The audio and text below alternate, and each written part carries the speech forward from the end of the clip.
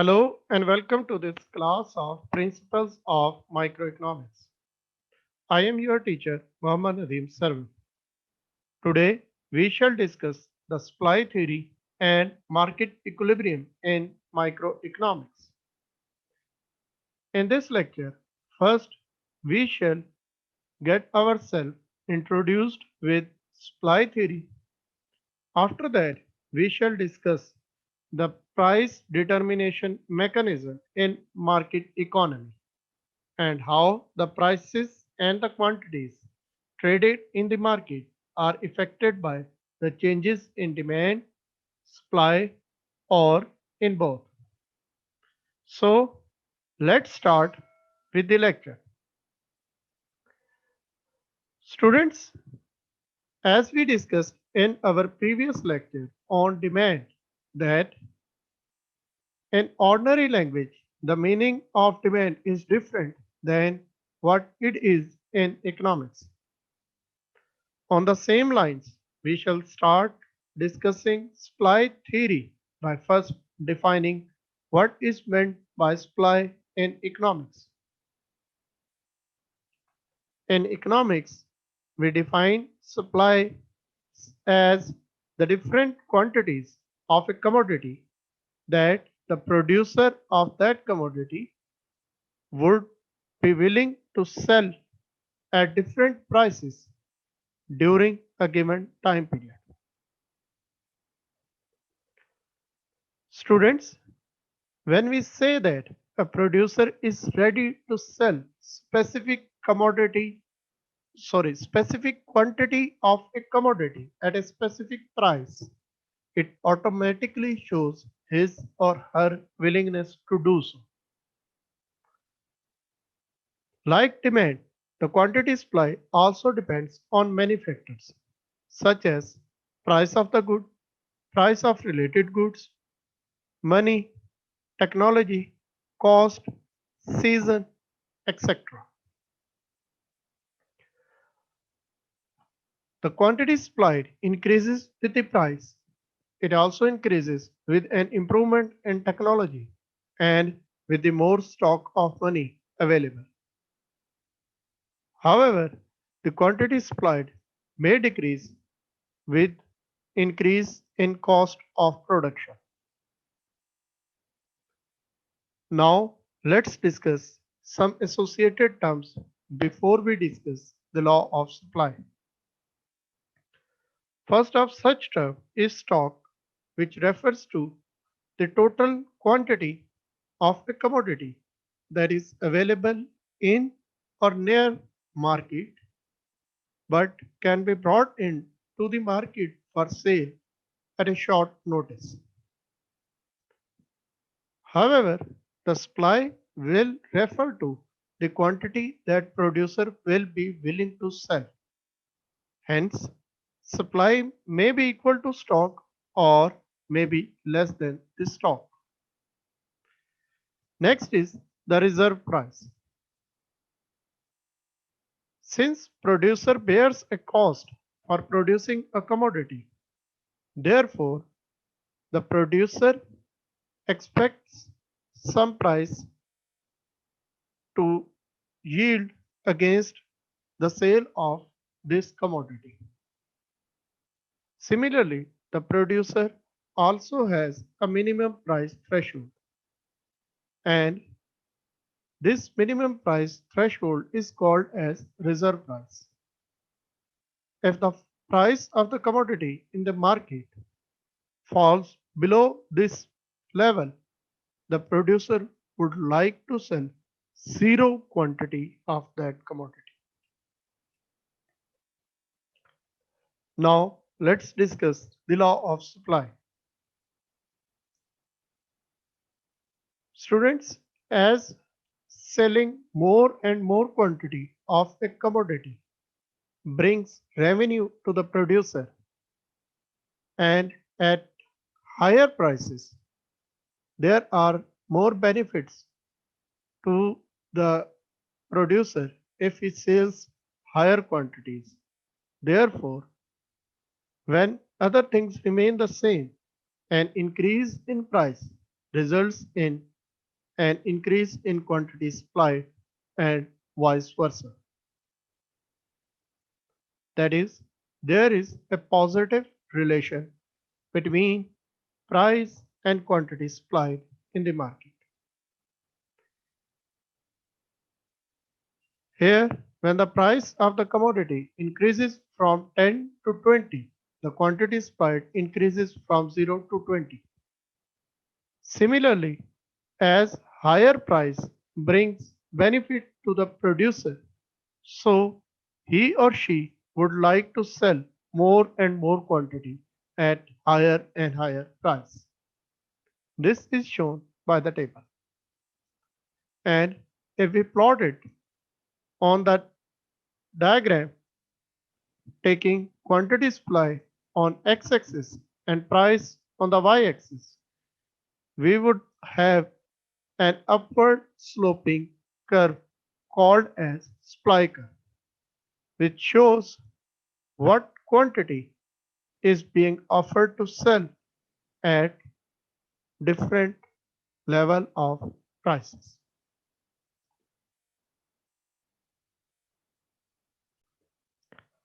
Now let's discuss the difference between movement along supply curve and shifting of supply curve. Again, this concept is similar to what we studied in the lecture on demand. If a change in the price of the commodity brings change in the quantity supplied, we move along the same supply curve. That is, when the price of some commodity increases and that results in increasing its quantity supplied, the supply curve extends, and when price decreases, the quantity supply also decreases, hence supply curve contracts. However, like we studied in earlier part of this lecture, that supply is also affected by the change in technology, in the cost of production, in the amount of money available in according to the season, and so on and so forth. Therefore, when there is a change in any relating factors other than the price, the change in supply results in shifting the supply curve. If any sort of change increases the supply, for example, availability of more quantity of money or improvement in technology, etc., then this results in shifting the supply curve to the right.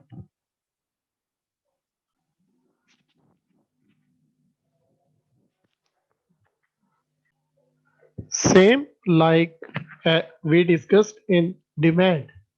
A change in quantity supply due to change in price is called as change in quantity supplied, and a change in supply due to any other factor is called as change in supply. Now let's discuss the other side of this lecture, which is the market equilibrium. We define market as a place, as a system, as a platform, or as a forum where buyers and sellers of a particular commodity come next to each other. They talk to each other and negotiate the price and the quantity of the commodity. The examples are like we go for shopping in cloth market, buy clothes. There are different sellers. There are so many buyers as well. A buyer goes to a shop and he interacts with the shopkeeper, who is the seller of the commodity. He negotiates the price and the quantity, and the deal is done. Same is for the labor market, in which firms are on the demand side and we, the workers, are on the supply side. Examples of online markets include Daraz in Pakistan, Alibaba, eBay, Amazon, etc.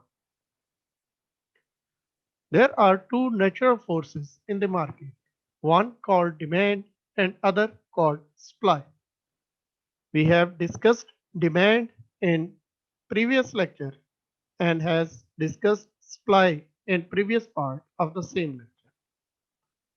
Now let's study what is meant by market equilibrium. Students, equilibrium is discussed in physics, mathematics, and so many other sciences. It is a condition that refers to a stable situation in which the opposite forces acting on a body cancels out and hence body has no tendency for the change to occur. Therefore, any situation in which the change is not desirable is called as equilibrium. In market, there are two opposite forces, demand and supply. When the demand and supply are equal in magnitude, that position is called as market equilibrium.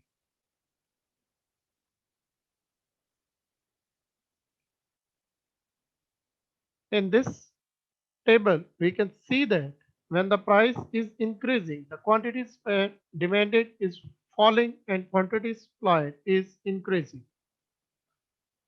At price 20, the quantity demand is exactly equal to quantity supply. Hence, at this price, we will say that market is in equilibrium. This can be shown with the help of diagram as this. If the price is less than 20, say it is 10, then we can see that the quantity demanded is greater than quantity supplied. Therefore, there will be shortage in the market. This shortage will push prices up and will adjust the quantities as well. Therefore, this is not a stable point. Similarly, any price above 20 is also not stable because at such price the supply would be greater than demand and this will create a surplus in the market which will disturb the prices and hence affect the quantity demanded and supplied. The only position where all these forces cancel out each other and there is no tendency for change is where quantity demand is equal to quantity supply. Here it happens when the price is 20 and the quantity traded is 20. Sorry, the quantity traded is 60 units. Now let's see what happens when there is a change in either demand or in supply. But before this, first we discuss excess demand and excess supply cases and how market approaches to equilibrium from any of these two conditions. First, excess demand.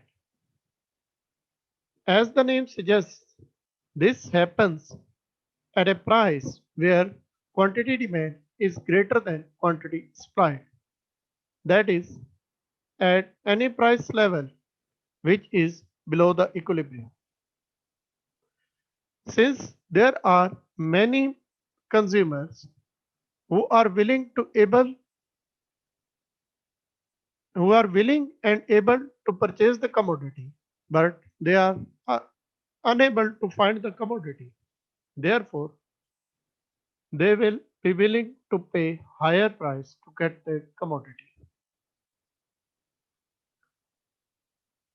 Opposite happens when the price is above the equilibrium level. Here, the quantity supplied is greater than quantity demanded in the market. So, where the sellers will not be able to sell all of the quantity they wish to, they will decrease the prices so that more and more consumers can buy their products. This will continue until we reach an equilibrium. How we reach from disequilibrium to equilibrium? Let's understand it with the help of an example where the price level is at P2. The quantity supplied is greater than the quantity demanded is greater than quantity supplied. In this case, many consumers who would like to buy the commodity, but they will not be able to buy it. Some of them will offer high price to the producers, and this will push up the prices. An increase in the price will result in expansion of quantity supplied. Hence, we will move along this supply curve upward. The quantity supply will increase. Similarly, an increase in prices will result in contraction of demand curve. That is, some of the consumers will not be willing or able to buy the commodity at higher prices. So demand curve will contract. This will continue until the prices are reached at a level where quantity demand becomes equal to quantity supplied, and hence market comes into equilibrium. Now let's see what happens when there is a change in demand or in supply. Remember, change in demand or change in supply refers to the change because of the factors other than the price of commodity. Let's assume that the market is in equilibrium at point E. The income of the consumer increases. In this case, demand will change. And we know that for normal goods, an increase in income results in increase in demand. And this will result in shifting the demand curve to right, that is from D to D1. If the price level stays at PE, there will be a gap in quantity demanded and quantity supplied. This gap will eventually result in causing the prices to increase. An increase in the price level will increase the quantity supplied, so we will move along the supply curve. It will decrease the quantity demanded, so we will also move along the demand curve but in opposite direction until we reach at a point marked as E1 where prices at where the quantity demanded is equal to quantity supplied. Hence, because of an increase in the income which resulted in increase in the demand for the normal good, the final price is higher than initial price. Similarly, the quantity traded is higher in quantity than previously traded quantity. Now let's discuss what will happen if the good is inferior good. In case of inferior good, an increase in income results in decrease in demand for that good. This results in shifting the demand curve to left. If the price stays at same level, that is at PE, this will create a gap between the quantity demanded and quantity supplied. This time, the quantity supplied is higher than quantity demanded. Therefore, producers, when they will realize that they are not able to sell all the quantity they want at this price, they will start decreasing the prices. This will result in contraction of supply curve, but this will result in expansion of demand curve. It will continue until we are at point E1, where again both the quantity demanded and quantity supplied are equal. Hence, we can say that in this case, the final prices will be lower and the quantity traded will also be less.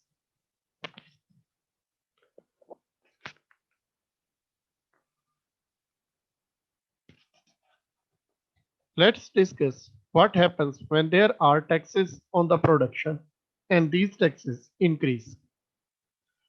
Since tax on the production increases the production cost of the commodity, so the producers will decrease the quantity supplied of the commodity and hence the supply curve will shift to left.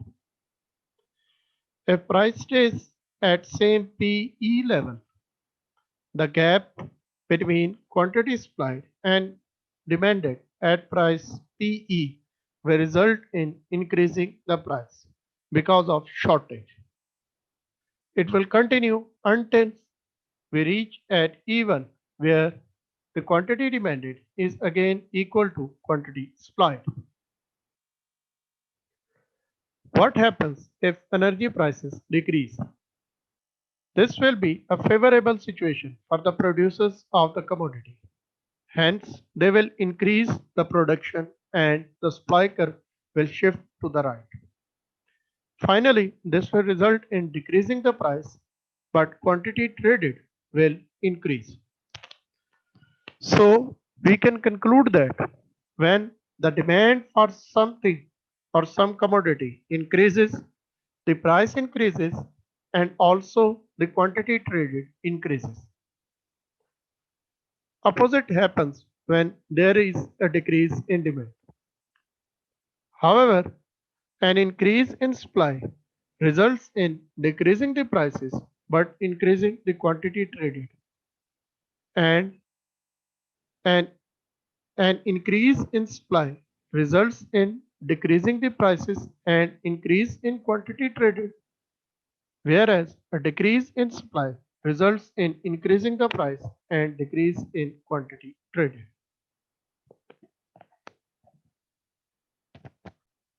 Now we discuss the situation when both demand and supply increase simultaneously. Let's first discuss the case of an equal increase in both demand and supply.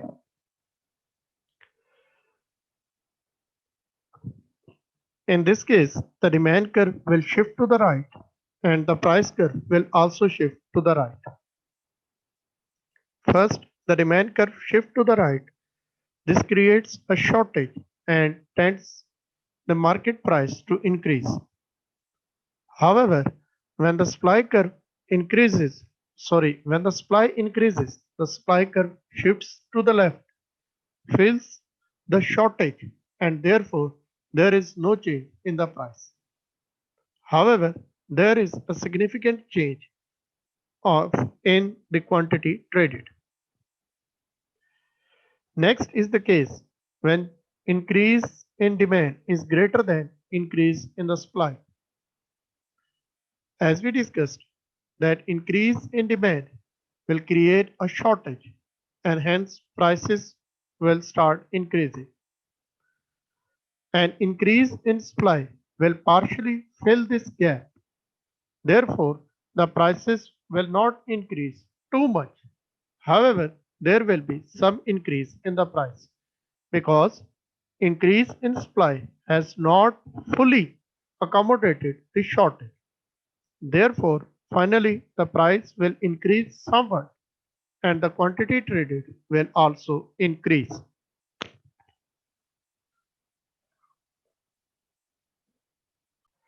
Next, we discuss what happens when demand and supply both increase but increase in supply is greater than increase in demand. An increase in demand first creates shortage, which may result in increasing the price, but at the same time, the supply responds more aggressively. Therefore, supply curve shifts to the right. In fact, the response of supply is so aggressive that it not only covers the shortage, but in fact it creates some surplus. Therefore, because of the surplus in the market, the final prices will decrease and quantity traded will increase. You can also discuss different cases with changes in demand and supply yourself now. That's all for this lecture. In the next lecture, we shall discuss consumer surplus, producer surplus, floor price, spot price, and price selling. Please post your questions and give your feedback in comments. Also consider liking the video, sharing it, and subscribing the channel. Thank you and goodbye.